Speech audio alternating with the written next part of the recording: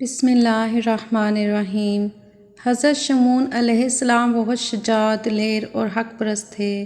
سر کے بال کثیر ہونے کے باعث اللہ نے ان کو بہت قوت دی تھی۔ ایک کافر بادشاہ فوت نامی نے دریائے روم کے کنارے ایک عالیشان مکان تیار کروایا تھا۔ اس شہر کا نام اموزیہ تھا۔ بادشاہ کے پاس 6000 لشکر تھا۔ شمعون اکیلے ان کے ساتھ جنگ کرتے اور ان کا لشکر مار آتے۔ اس کے بعد پھر اپنے گھر آ کر مصروف عبادت ہو جاتے۔ اللہ تعالیٰ ہمیشہ ان کافروں پر آپ کو غالب رکھتا۔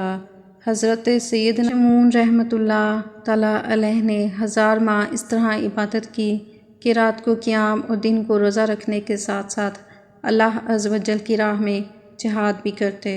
وہ اس قدر طاقتور تھے کہ لوہے کی وزنی اور مضبوط زنجیروں کو اپنے ہاتھوں سے توڑ ڈالتے تھے۔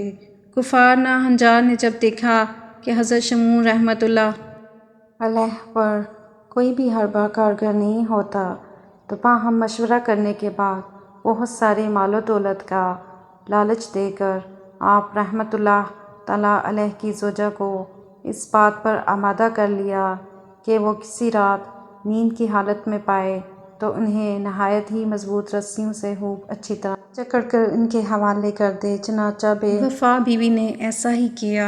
جب آپ رحمۃ اللہ تعالیٰ علیہ بیدار ہوئے اور اپنے آپ کو رسیوں سے بندھا ہوا پایا تو فوراً اپنے اعضاء کو حرکت دی۔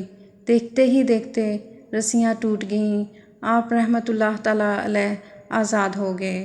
پھر اپنی بیوی سے استفسار کیا، مجھے کس نے باندھا تھا؟ بے وفا بیوی نے وفاداری کی نقلی اداؤں سے جھوٹ موٹ کہہ دیا کہ میں تو آپ کی طاقت کا اندازہ کر رہی تھی کہ آپ ان رسیوں سے کس طرح اپنے آپ کو آزاد کرواتے ہیں۔ بات رفع دفع ہو گئی۔ ایک بار ناکام ہونے کے باوجود بے وفا بیوی نے ہمت نہیں ہاری اور مسلسل اس بات کی طاق میں رہی کہ کب آپ رحمۃ اللہ تعالیٰ علیہ پر نیند طاری ہو اور وہ انہیں باندھ دے۔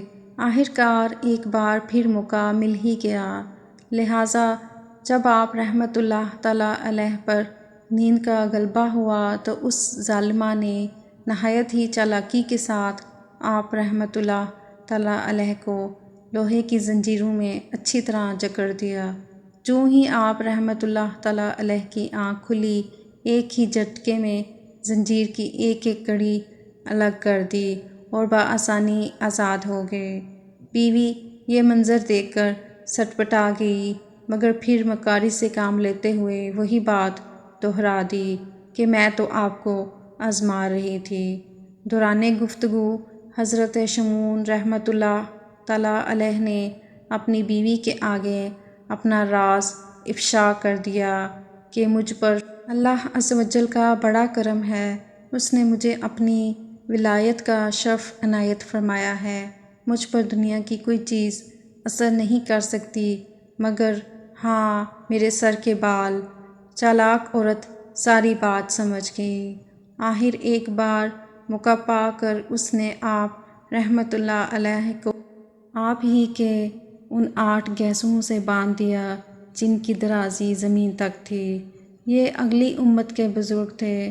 ہمارے آقا صلی اللہ علیہ وسلم کے سنت گیسو آدھے کان، پورے کان اور مبارک کندھوں تک ہے۔ رضویہ میں شانوں سے نیچے ڈھلکے ہوئے عورتوں کے سیبا رکھنا حرام ہے۔ آپ رحمۃ اللہ علیہ نے آنکھ کھولنے پر بڑا زور لگایا مگر آزاد نہ ہو سکے۔